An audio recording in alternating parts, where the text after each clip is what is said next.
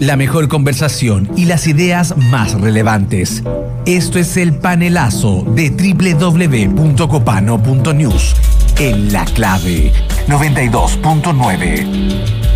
Esta mañana queremos pensar la elección que viene y por eso mismo tenemos invitados importantes. Sí, tenemos a dos abogados aquí en el estudio. Tenemos a Antonia Rivas, abogada y doctora en antropología. Bienvenida, Antonia. ¿Cómo estás? Bien, ¿y ustedes qué tal? ¿Todo bien? Sí, te puedes poner los audífonos si quieres para que escuches bien.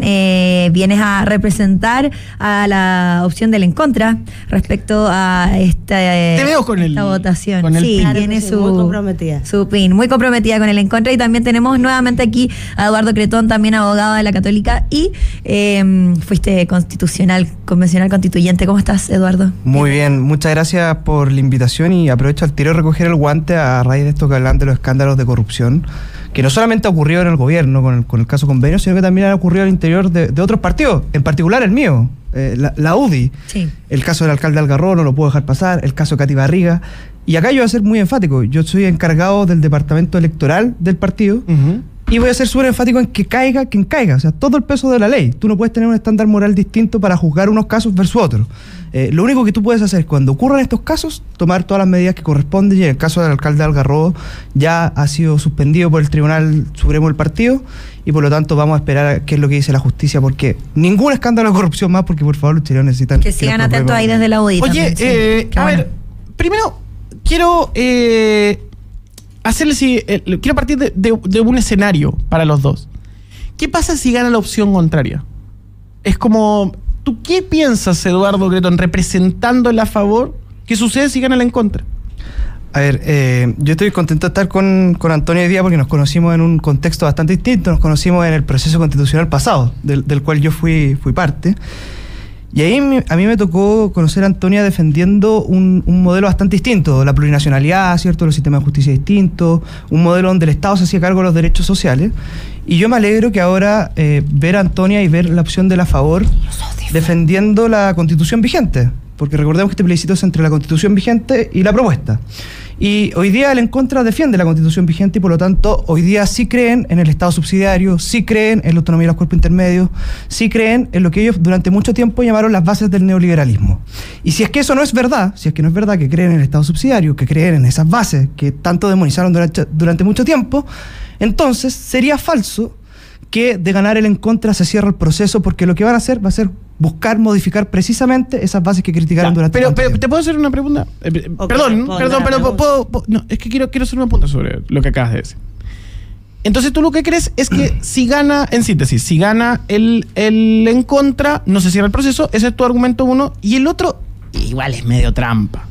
No es que los del en contra crean en lo que hay. Yo siento que lo que pasa es que esta es una elección sobre o nos mantenemos en el presente o retrocedemos para cierto punto de vista o tomamos medidas conservadoras para otro. Pero es una perspectiva personal y creo que lo que quiero sacar es los truquitos electorales. ¿Tú crees que no para? En concreto es... Yo creo que no para porque, de hecho, lo que yo quiero decir... con esto, y probablemente Antonia me va a decir que no cree en el Estado subsidiario, que no cree en las bases que ellos denominaron del modelo neoliberal. O en lo que hay. O no creen básicamente en lo que hay, por lo tanto, es falso de que esto se cierra. Porque si no creen en lo que hay, van a buscar por algún otro medio cambiar esa realidad. Perfecto. Antonia.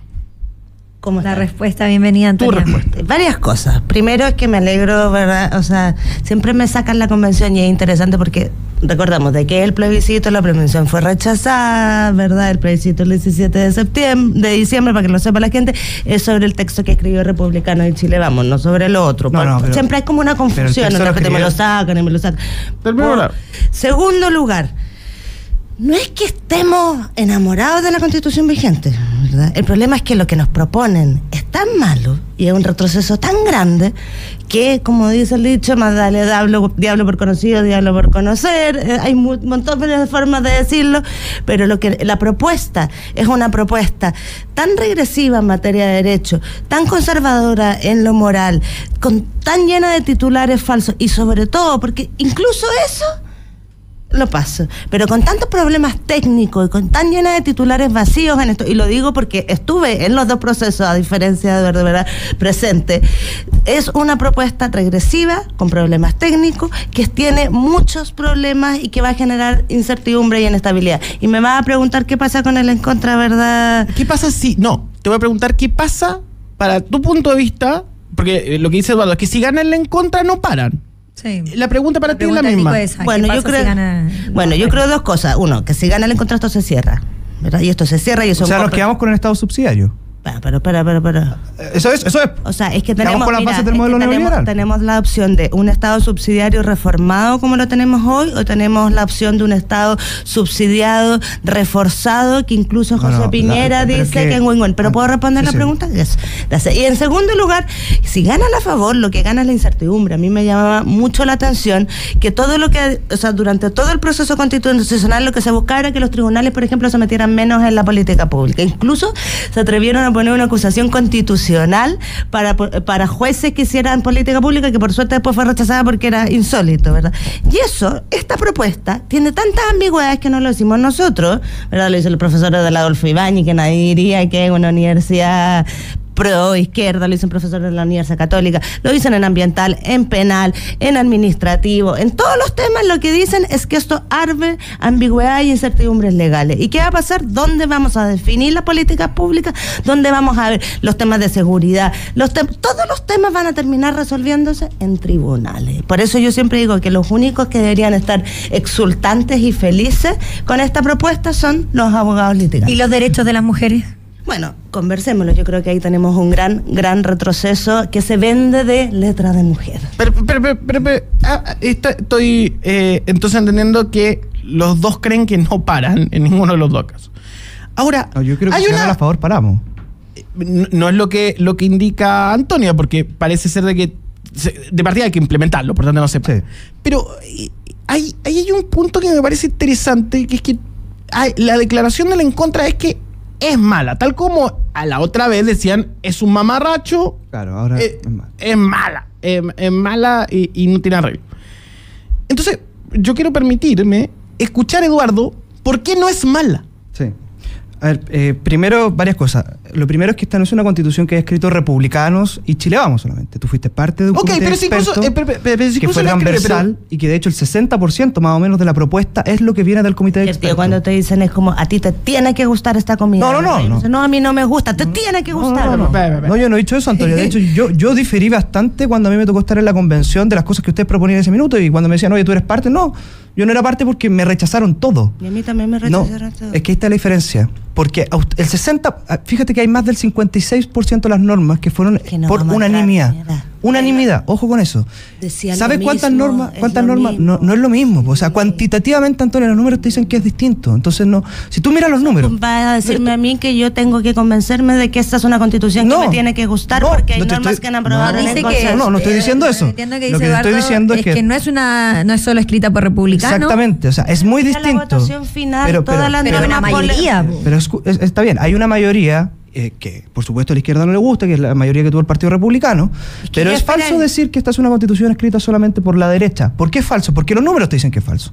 Hay una gran cantidad de normas, más del 50% que fueron aprobadas por unanimidad, de todos los sectores, desde el Partido Republicano hasta el Partido Comunista.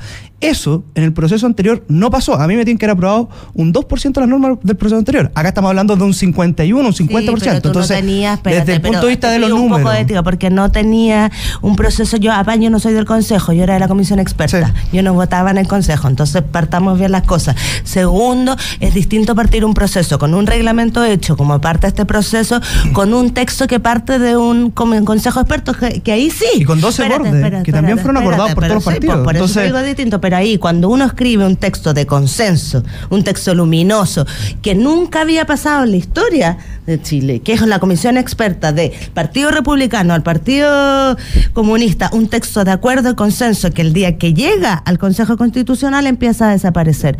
Entonces yo creo que es importante distinguir, y yo hubiera esperado Porque ¿cuál es el problema? Yo reconozco, lo he dicho muchas veces, los problemas del proceso anterior fue que se escribió un texto maximalista, programático y partisano. Pero y tú lo probaste. Terminar, sí, yo lo probé. Entonces, y creo que aprendí. Entonces, fíjate la voltereta de decir que el texto anterior no era partisano. Voto a favor y ahora digo, no, es que sabes que este texto es más malo que... dije, yo creo que lo maximalista, programático y partisano lo aprobé.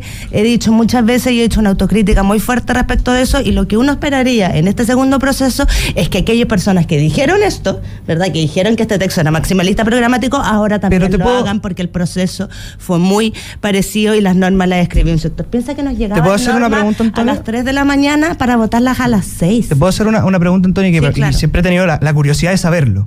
Tú aprobaste el texto de la Convención Constitucional, que hoy día ya perfecto, no es materia del plebiscito. Que no está en el plebiscito, ¿verdad?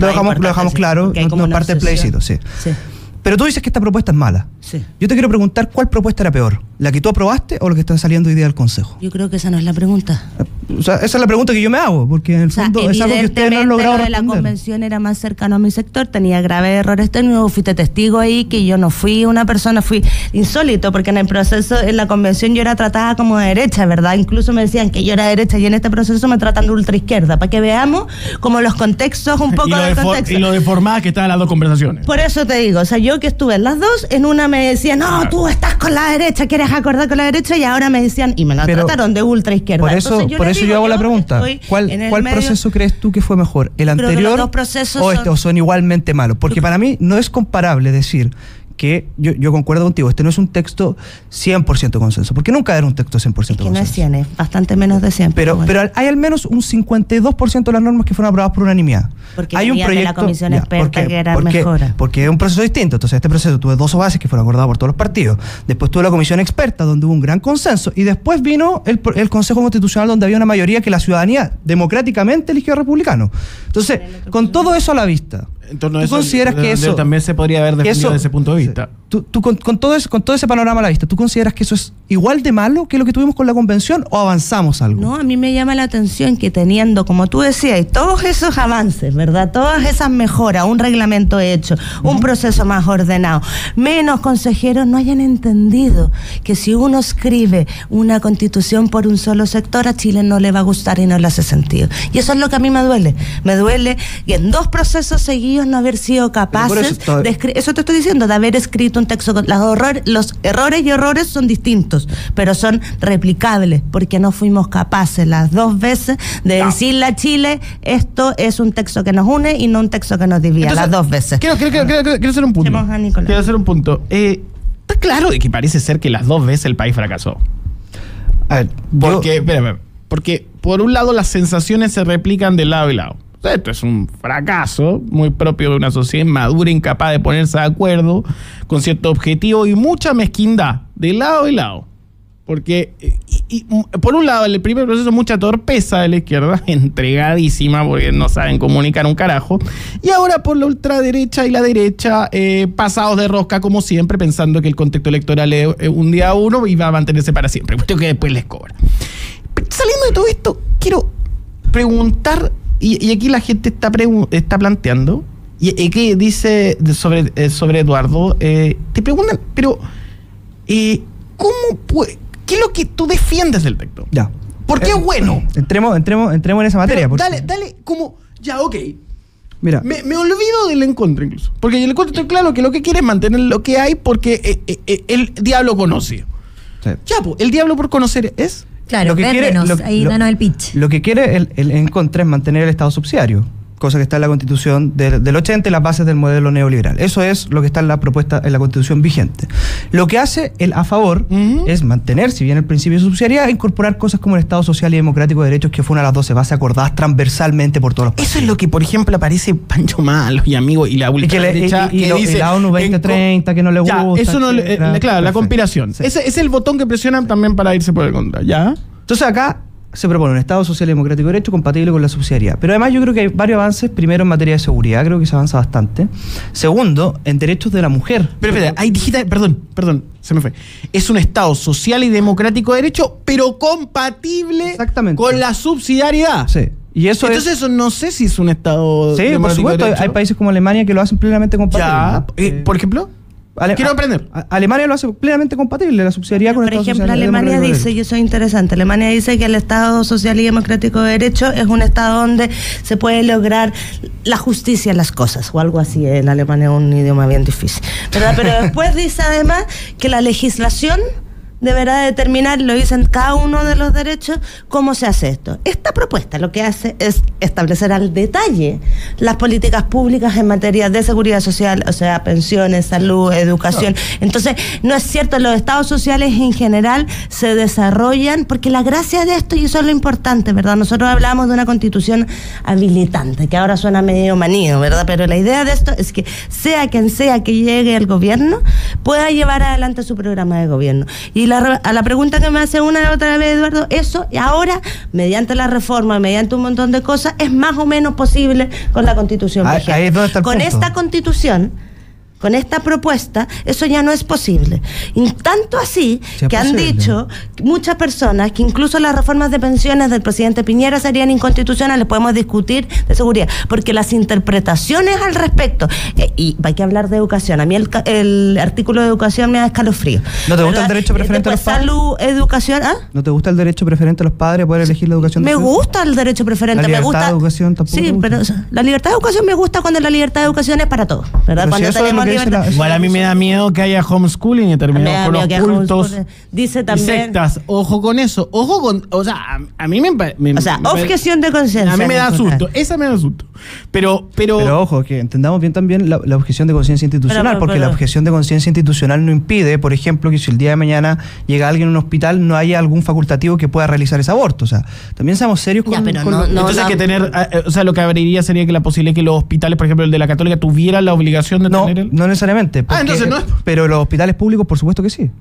Pero tiene que haber un hospital donde se pueda recibir a esa persona. Pero no hablemos de objeción de conciencia solo con aborto, porque esta propuesta dice objeción de conciencia y no dice nada más. No le pone objeciones, no le pone límites, no dice que restringe derechos, no dice nada. O sea, se genera en la primera constitución del mundo que establece una objeción de conciencia así. Claro, porque el mito es que eso va a hacer que las instituciones tengan objeción de conciencia, y si a alguien le cae, no sé, la institución siente que el papá separado un problema para un porque también hay un principio de no discriminación, recordemos. Ya. Bien atenuado, digamos. Pero está también en la propuesta. Las constituciones no son normas abstractas, sino hay que leerlas en conjunto. Pero si una norma tiene una objeción de conciencia sin límite, además lo dijimos muchas veces. Yo me acuerdo de una conversación que le dije, pero ¿cuál es la objeción de conciencia? La objeción de conciencia que les preocupa es la del aborto, porque si es del aborto, pongámosla.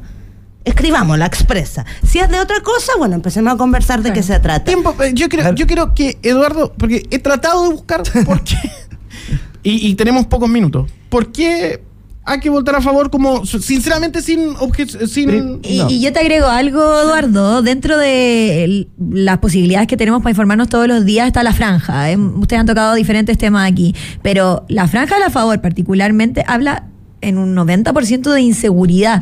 ¿Qué pasa con eso? ¿Por qué le sacan? Bueno, se entiende también la situación en la que estamos en nuestro país, que por qué el tema principal. Pero ¿por qué no toca también otros temas? Todo el rato de inseguridad. ¿O por qué quiere que nos jodamos? No, lo primero, lo principal es porque hoy día la seguridad es uno de los mayores problemas de los ciudadanos chilenos. Totalmente, sí. Y una constitución, lo principal que tiene que lograr una constitución es dar estabilidad, seguridad y tranquilidad. O sea, el Estado está para que todos podamos vivir y trabajar tranquilos. Para que no ¿Y el a favor asegura eso? Yo creo que el a favor asegura una constitución que da muchas más herramientas en seguridad que las que hoy día tenemos. Y eso es un avance. El a favor también hay muchas materias de avance en materia de mujer. Y esto es innegable. Es totalmente negable. ¿Por qué? Habla de igualdad. Pero perdón, lo de la inseguridad, ¿tú lo sientes así también, Antonio? No, yo creo que estos son titulares. Yo intenté muchas veces, por ejemplo, lo de la policía fronteriza es un bluff al póker, ¿verdad? No tiene monopolio del uso de la fuerza. O sea, es una policía sin armas. Te lo pregunto porque si me quedo con la franja de la favor, o sea, es que mira, yo creo que en la franja de la favor hay dos cosas increíbles, ¿verdad? Yo no soy muy fan de las franjas en general, ¿verdad? Pero hay dos cosas Entonces, Pero mucha gente se informa solo con eso. No, por eso te digo, en general creo que la franja... Absolutamente, yo creo que la franja de La Favor tiene dos cosas que son bien impactantes. Uno, que pareciera que es una campaña presidencial, ¿verdad? O sea, es contra el gobierno, es bien increíble, o sea, como que no supiera, como que no se habla del texto, es bien increíble. Y segunda cosa, que me parece que además el nivel de polarización y violencia, yo estoy convencida, y esto lo digo honestamente, o sea, la única posibilidad que tenemos de salir adelante y de mejorar es llegar a acuerdos. O sea, o si no, no podemos. Pero y ahí solo para contarles un caso, policía fronteriza, ¿verdad? Policía fronteriza está en un transitorio, los transitorios son los artículos finales de la Constitución que dicen cómo se tiene que implementar. No dice de quién depende, ¿verdad? O sea, no sabemos porque el tema policial y el tema de la seguridad es un tema fundamental, ¿verdad? Entonces dice, por ejemplo, las únicas policías son Policía de Investigaciones y Carabineros. Las Fuerzas Armadas están integradas por tanto y tanto, en los permanentes. Y en el transitorio, dice, se crea esta policía fronteriza que no dice de quién depende. O sea, no tiene tampoco monopolio del uso de la fuerza. No sabemos de quién depende. No sabemos cómo se va a implementar. Y cuando yo propuse... Y esto lo digo, ¿verdad? A Katy Martorelli, lo vamos a conversar hoy día cuando tenemos un debate, le he dicho 20 veces, ¿verdad? Katy, esta es una propuesta que dice cómo se nombra, dónde se da, pongámoslo en los permanentes. Yo creo en una policía fronteriza. ¿Y sabes lo que me dijeron? No, es que tenemos un problema a la derecha porque no sabemos si depende de las fuerzas armadas. ¿Eso lo dijo Martorell? Lo han dicho muchas veces. Si depende de fuerzas armadas o de Carabineros. Última palabra. Sí, ¿saben qué es lo que pasa? Que a mí me da mucha risa el en contra porque parece como un paciente con problemas de ansiedad. Sobreinterpretan las cosas y han sacado unas interpretaciones que son realmente sorprendentes. ¿Alguien cree que se va a eliminar la ley Papito Corazón? Yo lo dije cuando vine acá hace un par de semanas. Si eso pasara, yo saldría a marchar. Porque esta propuesta reconoce la corresponsabilidad, hay un artículo transitorio que lo impide. Creo que va a tener que salir a marchar. Ya, pero ¿se dan cuenta el nivel de sobreinterpretación que tratan de hacer para decir que esta propuesta en realidad dice... Bueno, Eduardo, todo eso es falso. ¿Puedo cerrar una cosa? Mira. Bueno, primero, muchas gracias a los dos. Hemos intentado entender y es muy difícil porque todo escala emocionalmente y en distintos tipos y estilos de calificación. Pero pasa que cuando empezamos a entrar en el rollo de la sobreinterpretación, en el proceso anterior decían que iban a quitar la casa, po. Entonces a mí me pasa que considero, y aquí voy a entregar la clave Morse, y creo que esto es un reflejo de una sociedad inmadura, un país inviable, que probablemente si gana una de las opciones que tú representas se va a volver un país invivible. Y ahí es donde creo que... ¿Y si ganan en contra? Si ganan en la basura que somos. Yo aprovecho a preguntarle a Antonia aquí en vivo, en Radio La Clave. Y a mí también poder decir las razones del encuentro. Si es que ganan en contra, entonces ustedes se comprometen a defender el Estado subsidiario. Y no, porque dicen que se cierra el proceso. Si ganan en contra, ustedes defienden la Constitución vigente y se cierra esto y defienden, por lo tanto, el Estado subsidiario y las bases del modelo. Es que es una pregunta tan mal hecha y tan retórica. No es mal hecha, yo creo, de eso se trata el plebiscito. Yo defiendo, el plebiscito se trata de un texto malo y el texto vigente que conocemos. Que defiende el Estado subsidiario, el texto vigente. De manera mucho menos explícita de lo que por lo tanto, nos quedamos con el Estado subsidiario. El creador de la AFP dijo que esta propuesta era un win-win para la derecha, que todo aquello que no se... Pero puedo terminar, Eduardo. Que todo aquello que no se consagraba en la Constitución del 80, ahora se consagra. Se han hecho un montón de reformas. Y solo para cerrar, para mí es inimaginable el momento donde estamos, ¿verdad? El momento donde yo estoy efectivamente defendiendo una propuesta que no me gusta frente a una mucho peor. Pero yo le quiero decir, nos quedamos con la que no te gusta. O sea, no hay cambios después. Tengo que irme. Sí. 9 de la mañana. Vamos a hacer más debate. Gracias a los dos, 9 de la mañana, clave Morse.